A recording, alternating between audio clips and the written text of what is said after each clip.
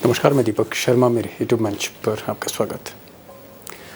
दोस्तों, जिस हादसे में हमारी बेटियों का सिंदूर उजड़ गया, जिस हादसे में हमारे सेना के जवान शहीद हो गए, उस हादसे को लेकर जब सरकार ने, मोदी सरकार ने सांसदों का, नेताओं का डेलीगेशन विदेश भेजा, तो जानिए उस डेलीगेशन ने विदेश में क्या किया।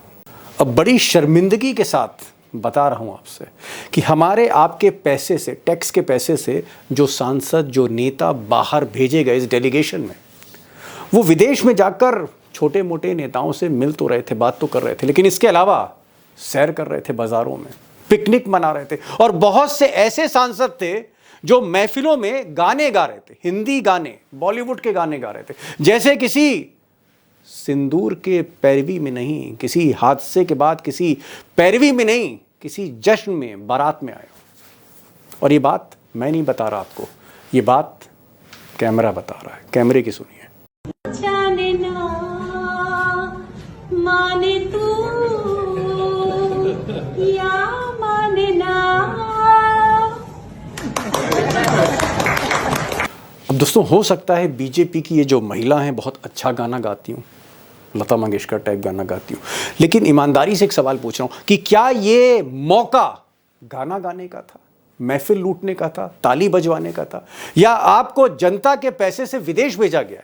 आपको विदेश जाके वहां के प्रधानमंत्री या वहां के विदेश मंत्री या वहां के डिप्लोमेट्स, उनको पहलगाम आतंकी हमले की दर्दनाक दास्तान सुनानी, आपको ये बताना है कि कैसे हमारी बेटियों के सुहाग उजाड़ दिए गए, आपको यह बताना है कि पाकिस्तान ने कैसी साजिश रची, और आप वहां क्या कर रहे हैं?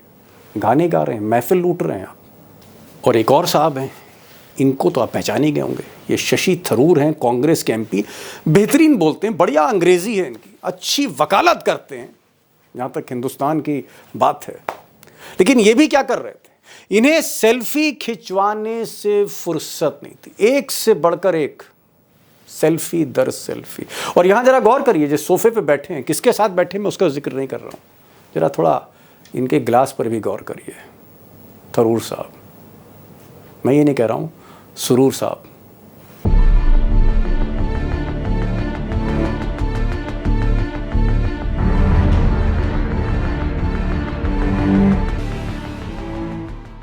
अब दोस्तों, जो बड़ा सवाल है कि जनता के पैसे से, टैक्स के पैसे से करोड़ों रुपए खर्च किए गए, ये जो डेलीगेशन गया, क्या ये डेलीगेशन अमेरिका में जाके ट्रंप से मिला, या वाइस प्रेसिडेंट से मिला, या फिर ये सऊदी अरब में जाके क्राउन प्रिंस से मिला, या फिर ये प्रधानमंत्रियों से मिला, राष्ट्रपतियों से मिला, किससे मिला जाके? और इसका एंड रिजल्ट क्या था? या सिर्फ छोटे मोटे नेताओं से मिलकर सैर सपाटा करके लौटना था, और ये गेम प्रधान सेवक का था? अब दोस्तों, जो बड़ा सवाल है वो ये है कि मोदी जी ने या उनके चाणक्य अमित शाह ने ये जो सांसद विदेश भेजे थे ऑल पार्टी के, जिसमें कांग्रेस के भी थे, समाजवादी पार्टी के भी थे, ममता बनर्जी की पार्टी के थे, शरद पवार की बेटी थी, उसमें डीएमके के सांसद थे, ये जो ऑल पार्टी विपक्ष के सांसद भेजी थी, क्यों भेजे थे? और ज़्यादातर सांसद वो भेजे जिनको पार्टी नहीं चाहती थी, यानी कांग्रेस की मर्जी के खिलाफ आपने कांग्रेस के सांसद भेजे। आप फूट डालना चाह रहे थे पार्टी में, या मोदी जी ये चाह रहे थे कि विपक्ष को बाहर भेजो, विदेश भेजो, सैर सपाटे पर भेजो, और आलोचना हमारी बंद करो, हम विशेष सत्र नहीं बुलाएंगे, हम ऑपरेशन सिंदूर को डिस्कस नहीं करेंगे, कोई ऑल पार्टी मीटिंग नहीं होगी, सिर्फ आपके सांसद भेज देंगे। क्या था मकसद? असली खेल क्या था? राजनीति क्या था? आगे थोड़ा मैं खोलकर बताऊंगा इस पर। अब दोस्तों, विपक्ष के सांसद हैं, कुछ ऐसे नेता हैं जो रिटायर हो चुके हैं, इनको मोदी जी ने भेज दिया, ठीक है, उन्होंने पिकनिक मनाई या जो भी किया, किसी से मिले छोटे मोटे नेताओं से, बात उसकी नहीं है, वो तो विपक्ष के लोग हैं, सत्ता में है ही नहीं वो। सवाल है जो सत्ता में बैठे लोग हैं, चाहे वो अमित शाह हो, राजनाथ सिंह हो, या मिस्टर मोदी हो, या फिर मोहन भागवत हो, आरएसएस के प्रमुख हो, या फिर बीजेपी के चीफ जेपी नड्डा हो। सवाल सबसे बड़ा इस बात का है कि डोनाल्ड ट्रंप लगातार 15 दिनों से अपमान पर अपमान कर रहा है हमारे देश का, 140 करोड़ लोगों का, और कोई जवाब नहीं दे रहा है, कोई जवाब नहीं दे रहा है। मोदी जी कुछ नहीं बोले अभी तक, विदेश मंत्री एस जयशंकर कुछ नहीं बोले, ट्रंप ने इतनी आलोचना हमारी करी, अमित शाह चुप है, पार्टी के अध्यक्ष, उनको बोलना चाहिए था, जेपी नड्डा चुप हैं। मोहन भागवत जो पेरेंट हैं बीजेपी के, उनको बोलना चाहिए था, कोई नहीं बोल रहा है। यहां तक कि अगर हम देखें तो पूरी की पूरी सरकार सरेंडर दिखती है मिस्टर ट्रंप के आगे। दूसरी तरफ हम देखते हैं कि यूक्रेन जैसे छोटे मुल्क के राष्ट्रपति जेलेंस्की ट्रंप के ऑफिस में ट्रंप से भिड़ जाते हैं। और भी कई छोटे छोटे मुल्क हैं जिन्होंने ट्रंप को सीधे जवाब दिया।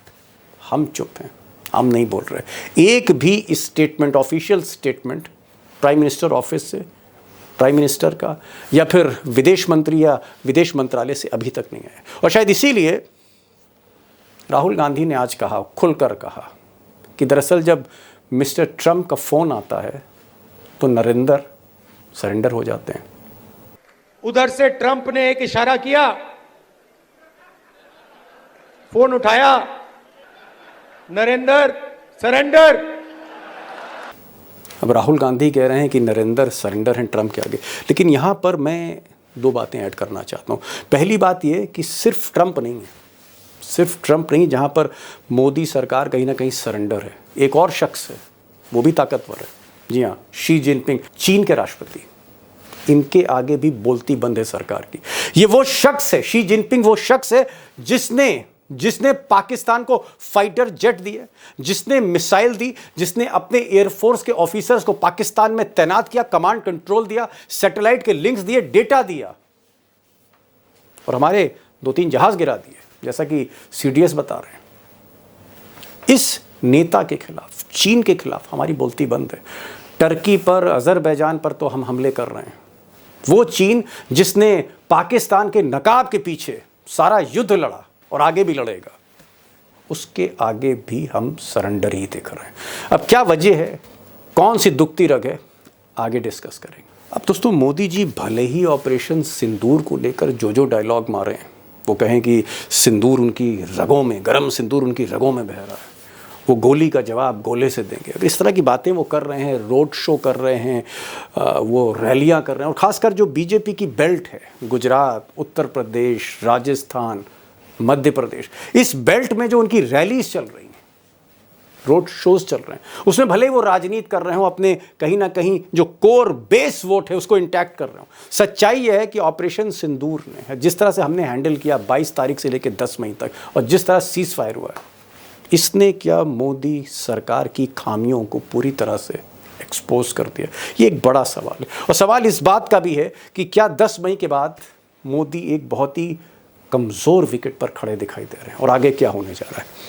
एक बहुत ही मुश्किल सा सवाल है, सिर्फ मैं ही उस पर जवाब नहीं दे सकता, इसलिए आज मैंने ओंकारेश्वर पांडे जी को बुलाया है। एक ऐसे पत्रकार हैं जो विदेश नीति, सामरिक नीतियाँ, रक्षा, एक देश और दूसरा देश, चीन और पाकिस्तान और अमेरिका, इन देशों पर जिनकी बड़ी गहरी रिसर्च है, बहुत आसानी से चीज़ों को समझाते हैं, बहुत गहरा बोलते हैं। कोशिश करिए, पांडे जी को सुनिए, तस्वीर एकदम क्लियर होगी। ओंकारेश्वर जी, आपने भी दुनिया देखी है और विदेश नीति को भी फॉलो कर रहे हैं, तमाम डेलीगेशन में आप विदेश भी गए। मैं ये जानना चाह रहा था कि ये जो ऑल पार्टी डेलीगेशन है, जिसमें विपक्ष के, कांग्रेस के, समाजवादी पार्टी के, टीएमसी के, शरद पवार की पार्टी के, यहाँ तक कि डीएमके के, सारी विपक्षी पार्टी के जो सांसद गए हैं भारत की पैरवी करने, पाकिस्तान के खिलाफ मोर्चा खोलने, और जो ऑपरेशन सिंदूर है जिसमें हमारे तमाम नागरिक जो है शहीद हुए, हमारे जवान शहीद हुए, हमारे पुंछ और राजौरी, जम्मू में बॉर्डर पे तमाम ऐसे लोग थे जो वहां रह रहे थे गांव में, उनकी शहादत हुई है। ये तो बहुत एक गंभीर मामला था, लेकिन मैं देख रहा हूं कि एमपीज जो हैं वो शॉपिंग कर रहे हैं। एक बीजेपी की सांसद हैं, वो गाना गा रही, हिंदी गाना गा रही हैं और गाती चली जा रही, तालियां बज रही हैं वहां पर। मैं देख रहा हूँ शशि थरूर सोफे पे बैठे, एक महिला है, कोई मॉडल टाइप की है, और उनके हाथ में एक जाम जैसा लग रहा है। इस तरह की तस्वीरें आ रही हैं। ये किस तरह का डेलीगेशन है? क्या मोदी जी ने विपक्ष को चुप कराने के लिए, विपक्ष का मुंह बंद करने के लिए उनको पिकनिक पे भेजा है क्या? ये बहुत शर्मनाक और दुखद तस्वीरें आ रही हैं जो हम सभी देख रहे हैं कि कहाँ क्या हो रहा है। आप एक ऐसे समय में, जिस समय हमारे 26 सिविलियंस की विधवाएं, जिनकी मांग से सिंदूर उजड़ गया, जिसके नाम पर आपने ऑपरेशन सिंदूर रखा, उसके बाद हमने ऑपरेशन सिंदूर किया तो और भी कुछ सिविलियंस हमारे उसमें उनके भी जी। सिंदूर उजड़े। और आप उनके सिंदूर का मजाक उड़ा रहे हैं वहां पर, गाना गा रहे हैं आप वहां पे शॉपिंग चल रही है और कुछ कर रही है। ये तो जो रही सही हमारी इज्जत थी उसको भी मिट्टी में मिला रहे हैं। लेकिन मैं इसमें डेलीगेशन का कसूर नहीं मानता, मैं ये कसूर मानता हूं भेजने वाले का, कि आपने क्या मैंडेट देके भेजा है, आपने क्या गाइडलाइंस देके भेजा है, आप किससे मिलवा रहे हैं वहां पे, आपकी एम्बेसी किससे मीटिंग, भाई यहां से जाने वाले व्यक्ति को क्या पता कि आप किससे मिलवाएंगे। तो जो भी है, या तो आपने प्रतिष्ठा इतनी बना ली है कि सभी कंट्रीज में इसका रूलिंग पार्टी के हेड्स या वाइस प्रेसिडेंट्स या वाइस प्रेसिडेंट ही सही, कोई इंपॉर्टेंट पोजीशन पे रहने वाले इक्का दुक्का छोटे मोटे कंट्रीज को छोड़ के कौन मिल रहा है आपसे, कौन बात कर रहा है। एएनआई की टीम ले जा रहे हैं, उसी पे आप बाइट दे रहे हैं, अपने इंडियंस को ही बिठा रहे हैं, कहीं कहीं तो एम्बेसडर और आपस में ही बातचीत कर रहे हैं। ये क्या डेलीगेशन है? और कह क्या रहे हैं आप दुनिया को, मैसेज क्या दे रहे हैं? किस अखबार ने, किस इंटरनेशनल चैनल ने इसको कवर किया है, जरा बता दीजिए। तो वहां तो तो एक तरह से भारत का उनका और उन भी मजाक जी, जी। उड़ाया जा रहा है। नहीं तो फिर मोदी जी का मकसद क्या था? मोदी जी विशेष सत्र सिर्फ नहीं ये बुलाना था? चाहते थे कि ये सिर्फ चाहते थे कि वो जहां तक, जब तक आप जाइए विदेश, वहां पे नारा दीजिए कि पूरा भारत एक है और यहाँ हम बीजेपी का प्रचार करेंगे चुनाव के लिए। विदेशों में आप चाहते हैं डेलीगेशन पूरे भारत के एक स्वर में बात करे, तो प्रधानमंत्री को भी एक स्वर में बात करना चाहिए। आपको भी एकता, आप तो अपना ड्रेस पहन के निकल सके कि हम ही हीरो हैं, हम ही ने सब कुछ ये ध्वस्त किया है। और आपके एयर चीफ मार्शल आपको ध्वस्त कर रहे हैं कि पिछले 10 साल में तो आपने कुछ नहीं किया।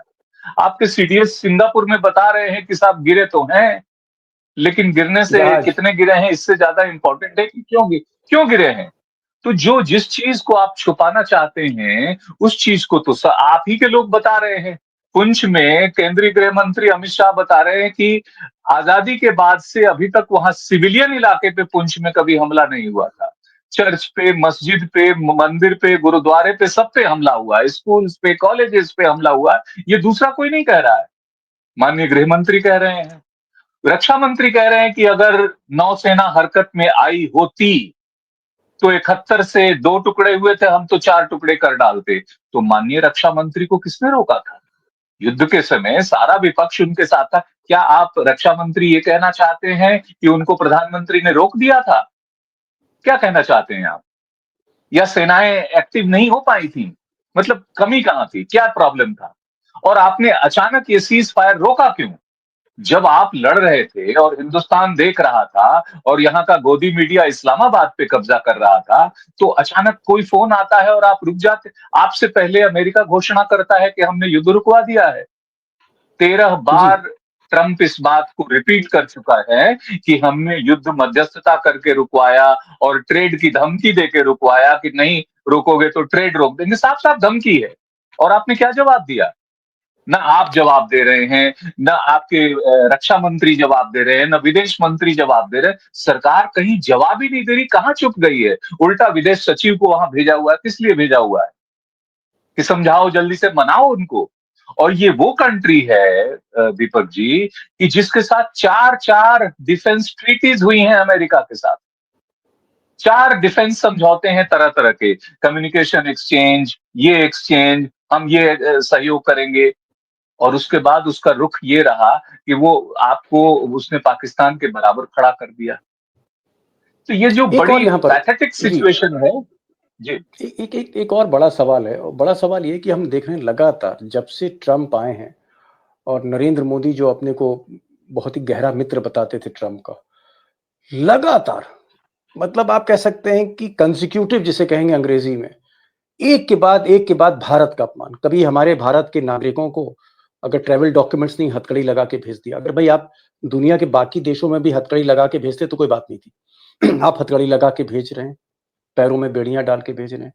आप बार बार भारत का अपमान कर रहे हैं कि भारत के मैं इतना टैरिफ लगा दूंगा। आप जो है सीज फायर से पहले जो है अनाउंस कर दे रहे हैं। कभी आप मोदी जी का मजाक उड़ाते हैं, हमारे प्रधानमंत्री का मजाक उड़ाते हैं, कभी आप देश के बारे में कुछ कहते हैं, और कोई नहीं उनको टोक रहा है। ना प्रधानमंत्री कुछ बोल रहे हैं, ना विदेश मंत्री कुछ बोल रहे हैं, ना रक्षा मंत्री कुछ बोल रहे हैं, ना जेपी नड्डा जो पार्टी के अध्यक्ष हैं वो बोल रहे हैं, ना मोहन भागवत बोल रहे हैं। अमेरिका को एक खुली छूट है। और मैं तो देख रहा हूं कि 75 बरस में, आजादी के 75 बरस में किसी की हैसियत नहीं, हिमाकत नहीं हुई, किसी भी, आप कह सकते हैं इवन जियाउल हक की भी नहीं हुई, परवेज मुशर्रफ की नहीं हुई कि इस तरह के भारत के बारे में बात करें। एक खिलौना बना दिया आपने दुनिया के सबसे बड़े लोकतंत्र को, और हम सब चुप हैं। ये चुप्पी की वजह क्या है? क्या कोई दुखती रग है? कोई ऐसी रग पकड़ रखी है, नस पकड़ रखी है ट्रंप ने मिस्टर मोदी की? आखिर माजरा क्या, मैं ये समझना चाह रहा था ओंकारेश्वर जी। देखिए, पिछले दिनों एक मसला आया था जो अडानी ग्रुप से जुड़ा हुआ था, जिसमें उनके खिलाफ उन पर भ्रष्टाचार के आरोप लगे थे, गलत तरीके से एफिडेविट देने के आरोप लगे थे। अमेरिका में झूठा एफिडेविट देना बहुत गंभीर अपराध माना जाता है। भारत में तो हर रोज झूठ बोलते हैं, पार्लियामेंट के भीतर झूठ बोलते हैं, जी बाहर भी झूठ बोलते हैं। यहाँ चलता, वहां अमेरिका में नहीं चलता। अगर आपने झूठ बोला तो आपको इम्पीच किया जा सकता है, चाहे आप प्रेसिडेंट ही क्यों ना हो, आप मिनिस्टर क्यों ना हो।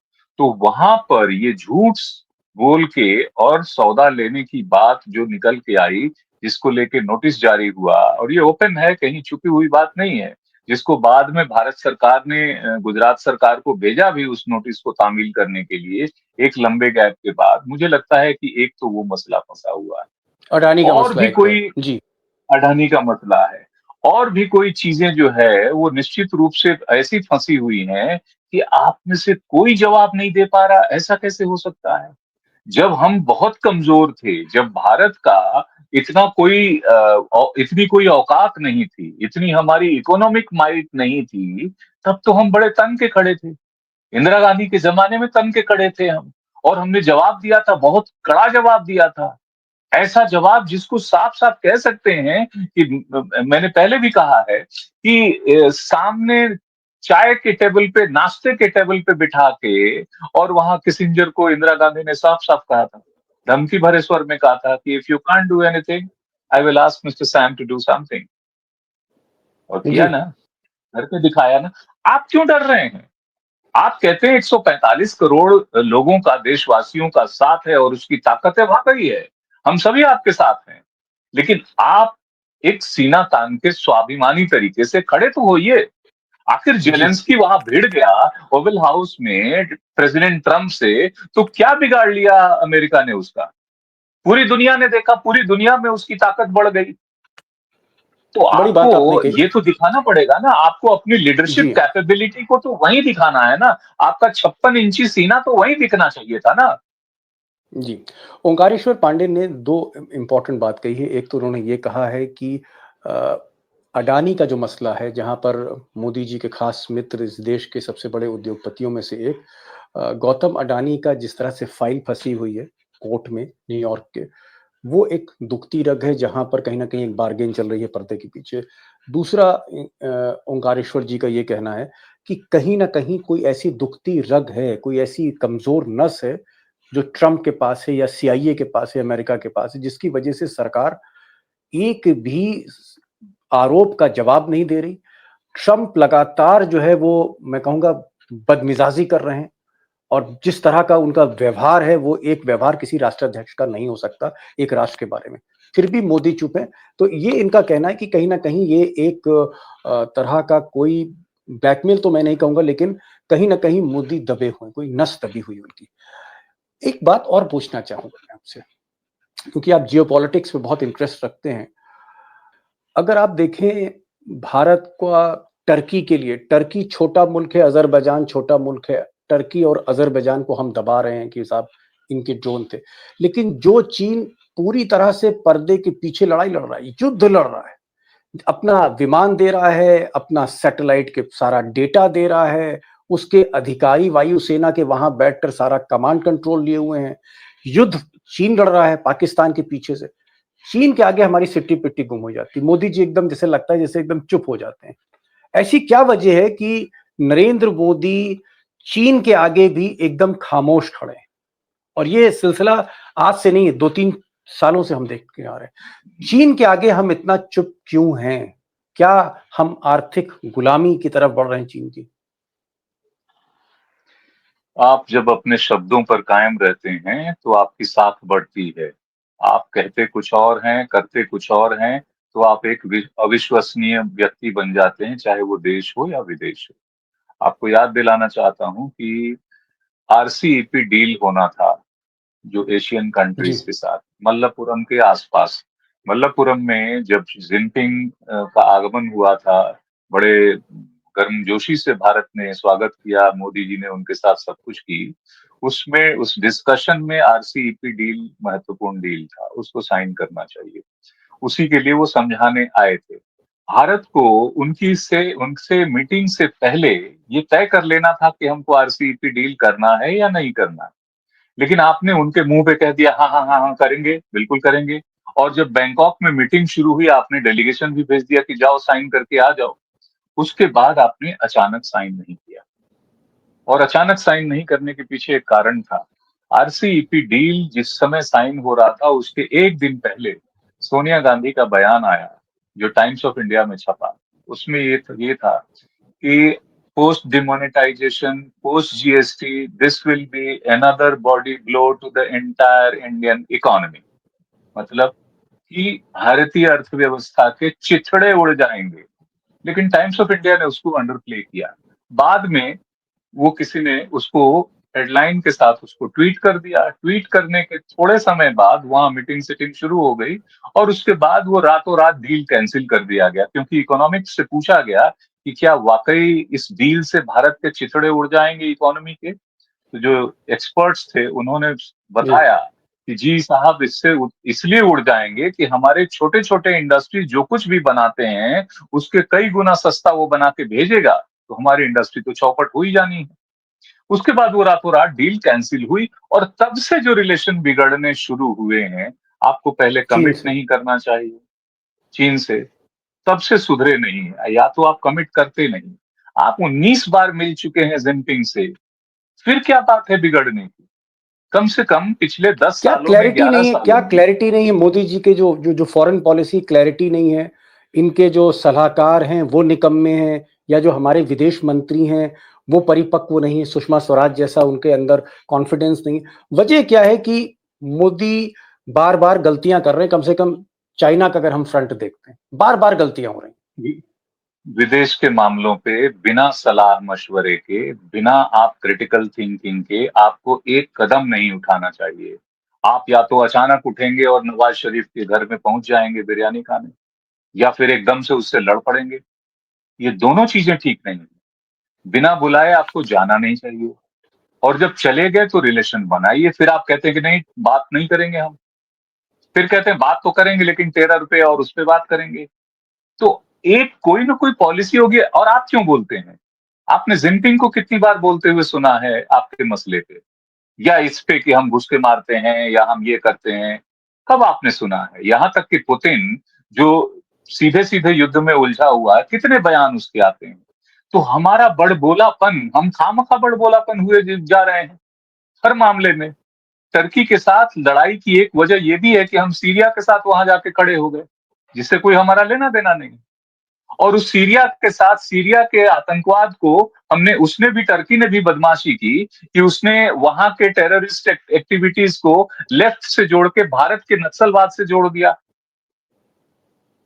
तो ये है। जो जी। घालमेल होता है, ये सब काम पॉलिटिशियंस का नहीं है। ये लॉन्ग टर्म इसके इम्पैक्ट क्या होंगे, ये सिर्फ डिप्लोमैट समझ सकते हैं। डिप्लोमेसी में कहा जाता है कि डिप्लोमेसी वह है कि आप उसके भी दुश्मन बने रह सकते हैं जिसको आप पूरी तरह से नापसंद करते हैं। और डिप्लोमेसी की भाषा ये होती है कि आप इतने प्यार से बोलें कि आप उसको कह रहे हो कि जहन्नुम में जाए, तो वो आपसे पूछे कि रास्ता बताइए। ये होती है क्या बात डिप्लोमेसी। है। जहन्नुम का, अगर आप कहें जहन्नुम में जाए तो भी वो रास्ता पूछे, ये एक आप जो डिप्लोमेसी की भाषा है, जो कूटनीति की भाषा है, जिस पर अर्थशास्त्र कौटिल्य ने बहुत कुछ कहा है, चाणक्य ने बहुत कुछ कहा है। मोदी जी लगता है कहीं ना कहीं संस्कृति की बात करते हैं लेकिन अपनी संस्कृति भूल गए। और जो ओंकारेश्वर पांडे ने कहा कि चाइना को लेके बहुत कंफ्यूजन है। कई बार हमने चाइना को बहुत सी चीजें कमिट करी और फिर हम लास्ट मोमेंट पे हम विड्रॉ कर गए। इसी तरह से जो क्लैरिटी है टर्की को लेकर नहीं है। अमेरिका के बारे में ओंकारेश्वर पांडे का ये कहना है कि ऐसा लगता है सिर्फ अडानी का मसला नहीं है, अडानी के खिलाफ जो मुकदमा है न्यूयॉर्क की अदालत में, सिर्फ वही दुखती रख नहीं है, कुछ और भी चीजें हैं मोदी सरकार के बारे में जो ट्रंप के पास है। ट्रंप ने फाइल खोल रखी, जैसे ईडी और इनकम टैक्स में मोदी जी विपक्षी नेताओं की फाइल खोल देते हैं, वहां भी कुछ इसी तरह का एक सिलसिला है जहां पर मोदी या अमित शाह या जेपी नड्डा या मोहन भागवत कुछ बोलते नहीं ट्रंप के बारे में। और कुल मिलाकर जो विदेश में जो ऑल पार्टी डेलीगेशन गया है, जिसमें विपक्ष के नेता हैं, कांग्रेस के नेता हैं, समाजवादी पार्टी के नेता हैं, टीएमसी के नेता हैं, डीएमके के नेता हैं, इन नेताओं को जिस तरह से भेजा गया है, इसके पीछे ओंकारेश्वर पांडे का कहना है कि राजनीति है। ये सिर्फ एक पिकनिक ट्रिप थी जहां संसद के विशेष सत्र से ध्यान हटाना था कहीं ना कहीं। तो फिलहाल ओंकारेश्वर पांडे ने जिस खूबसूरती के साथ चीजों को आसानी से सामने रखा है दोस्तों, एक बात तो क्लियर है कि मोदी जी जहां खड़े थे 2014 में, उससे काफी नीचे उनका मयार आते हुए दिख रहा है। सवाल यह है कि आगे का समय क्या होगा, क्या मोदी वाकई अपने करियर के सबसे मुश्किल दौर से गुजर रहे हैं। एक क्राइसिस मोमेंट है मोदी के करियर में। आगे फिर कभी बात करेंगे ओंकारेश्वर पांडे से। पांडे जी, बहुत बहुत शुक्रिया, आप आए, शॉर्ट नोटिस पर खुलकर बातें हुई, आसानी से समझाने की कोशिश करी। Thank you so much for joining this programme. धन्यवाद।